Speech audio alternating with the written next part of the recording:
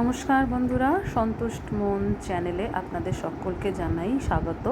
আজ আর একটা নতুন ব্লগ নিয়ে আমি উপস্থিত হলাম। আজকে রান্নার মধ্যে ছিল সজনে শাক ভাজা, কচু আলুর তরকারি আর তিলের বড়া। তো আজকে আমি একটা সুন্দর উপলব্ধির কথা আপনাদের সাথে শেয়ার করব। আমার স্কুলে পড়ার একটা ছোট্ট বয়সের একটা বান্ধবী, কলকাতায় তার নয়, কলকাতার বাইরে, কিন্তু সে কলকাতায় আসতো ট্রেন জার্নি করে অনেকটা দূর থেকে স্কুলে।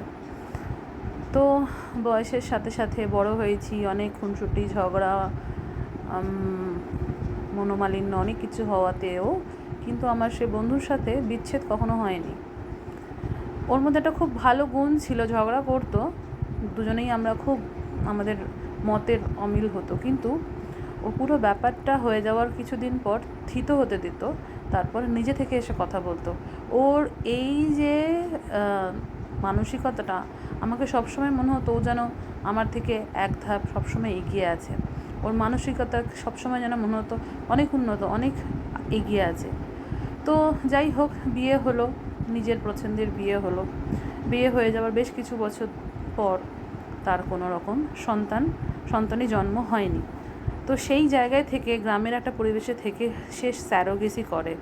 অনেকবার আইভিএফ চেষ্টা করেছিল, আইভিএফে ফেলিওর হওয়ার পর স্যারোগেসি করে তার একটি পুত্র সন্তান জন্মায়। স্যালিউট তাকে এবং তার শ্বশুরবাড়ির পরিবারকে, যারা এই স্টেপটা নিয়েছে, এবং আজ তার ছেলের 2 বছর প্রায় পূর্ণ হতে চলেছে।